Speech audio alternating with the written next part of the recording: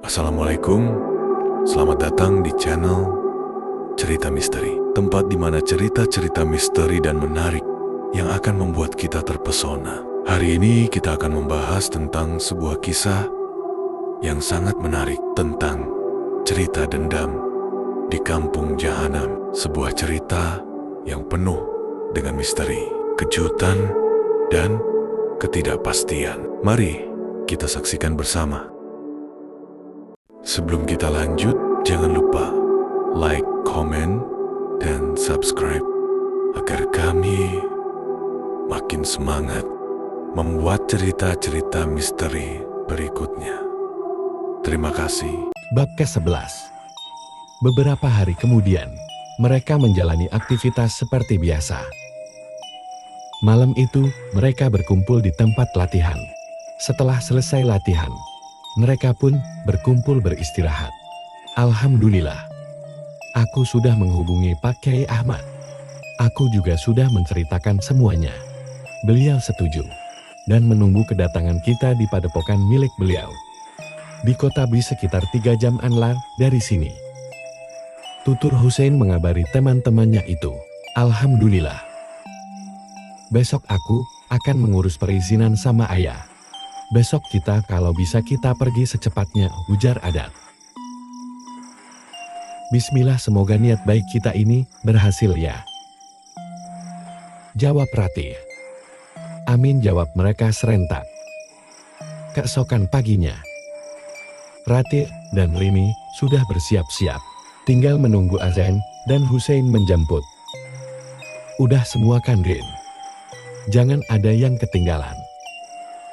Udah aman, Kak, ujarnya sambil mengecek lagi ransel mereka.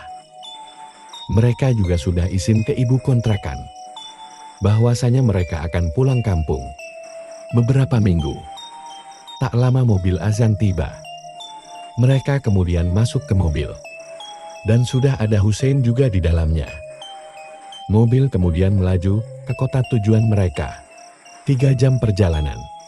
Mereka tiba juga di sebuah pesantren yang lumayan besar, didominasi bangunan 3 lantai yang berwarna putih.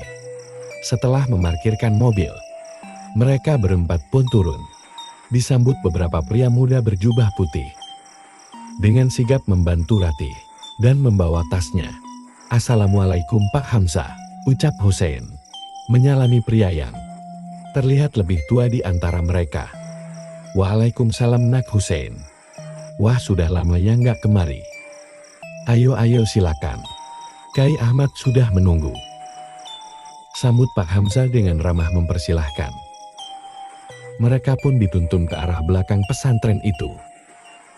Menuju sebuah rumah besar namun tampak sederhana, mereka pun masuk ke dalamnya. Tak lupa mengucapkan salam. Mereka dipersilahkan Chen masuk, menuju sebuah ruangan yang sudah dipersiapkan.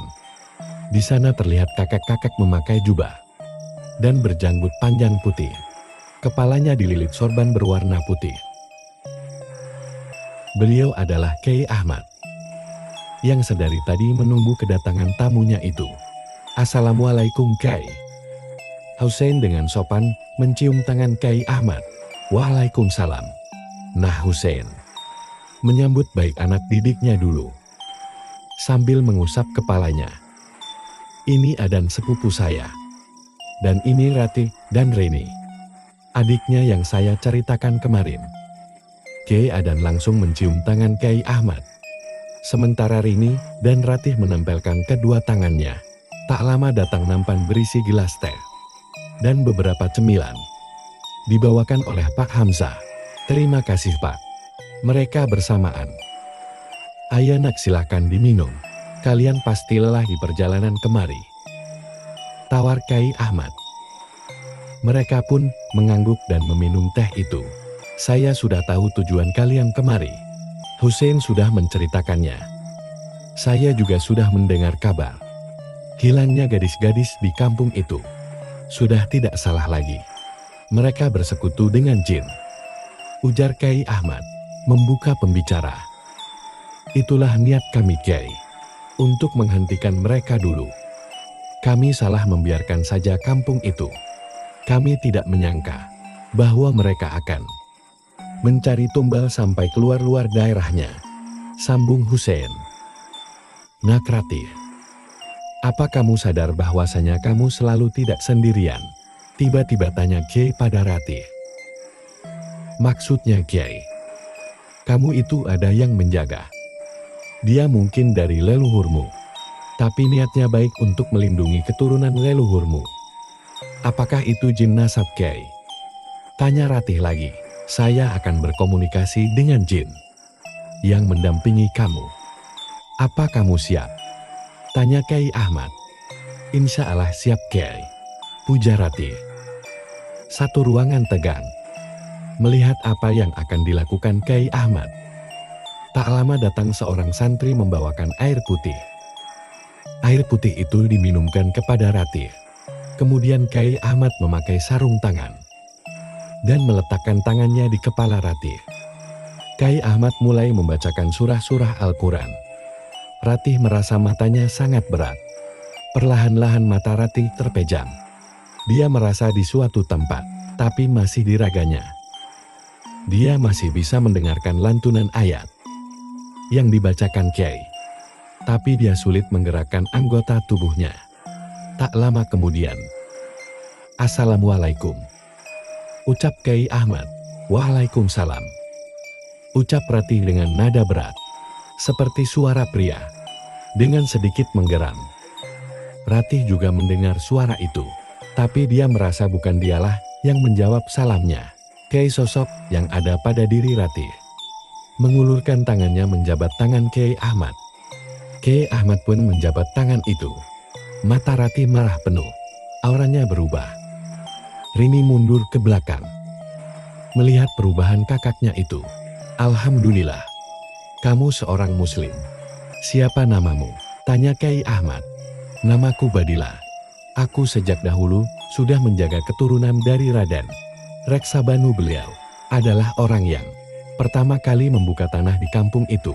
Sejak dahulu, beliau memegang teguh nilai-nilai kehidupan. Beliau juga tak pernah mengusik kami bangsa jin dan hidup berdampingan dengan kami. Dia juga membawa ajaran-ajaran Islam. Dan banyak dari kami, bangsa kami yang diislamkan oleh beliau. Beliau menjaga tanah itu dari kemungkaran. Sejak saat itu, aku berjanji akan selalu menjaga dan mendampingi beliau sampai anak keturunannya. Jelas sosok di tubuh Ratih. Tapi sekarang tanah itu sudah kotor. Bangsa kami tertindas oleh jin-jin kafir yang menjajah kampung itu. Di malam-malam tertentu, mereka semua melakukan dosa besar. Berzina, membunuh. Dosa-dosa besar yang mereka lakukan membuat cincin itu semakin kuat. Kami tidak bisa berbuat banyak. Apalagi sejak lantunan azan hilang dari kampung itu, mereka semakin menjadi-jadi mengotori tempat kami. Sosok itu berbicara lagi. Ratih juga mendengar jelas di dalam sana. Saat Badira berbicara dengan tubuhnya. Saya paham Mbak Dila. Sekarang bantulah anak-anak muda ini menumpas kemungkaran yang ada di kampung itu, kata Kiai Ahmad. Baiklah, aku mengerti. Aku akan senantiasa mendampingi mereka. Aku mohon bimbinglah anak-anak ini sampai saatnya tiba. Assalamualaikum. Waalaikumsalam salam, jawab mereka serentak. Perlahan-lahan Ratih bisa memegang kendali tubuhnya. Dia segera tersadar. Apa yang harus kami lakukan selanjutnya, Nya Kiai? Tanya Hussein. Kalian tinggallah di sini selama 40 hari lamanya. Selama itu pula kalian harus melaksanakan puasa sunnah. Saya akan khusus mengajar kalian di tempat ini. Sekarang kalian boleh pergi ke kamar yang sudah disediakan, ucap Kiai Ahmad menjelaskan kan. Mereka berempat pun menuruti perkataan Kiai Ahmad. Mereka pamit dan beranjak menuju kamar-kamar yang disediakan. Ratih dan Rini dibawa ke asrama santri wanita. Namun disediakan kamar khusus untuk mereka berdua. Sedangkan Adan dan Hussein dibawa ke asrama pria. Dan juga disediakan kamar khusus untuk mereka berdua. Tok, tok, tok. Pintu kamar Ratih diketuk. "Assalamualaikum Mbah. Ayo sahur, Kiai sudah menunggu." Terdengar suara wanita memanggil dari luar. Mungkin petugas di sana. Ratih yang terbangun langsung membuka pintu. "Waalaikumsalam." "Iya Mbak, sebentar." Sahur Ratih dari dalam. Tak lama Ratih dan Rini bangun.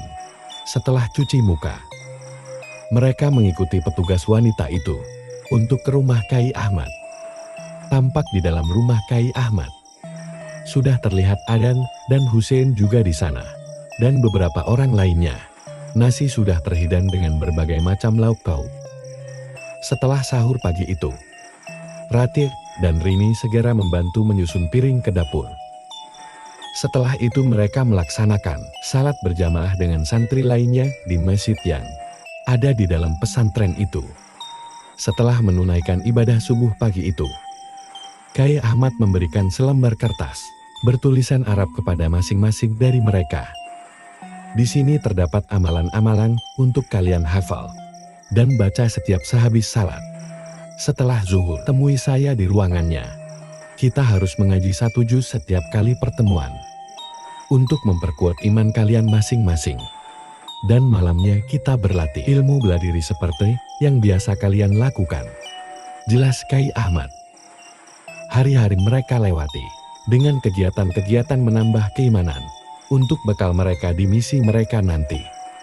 Mereka sangat bersemangat dan bersabar menunggu 40 hari di padepokan atau pesantren milik Kai Ahmad. Bersambung ke bab 12.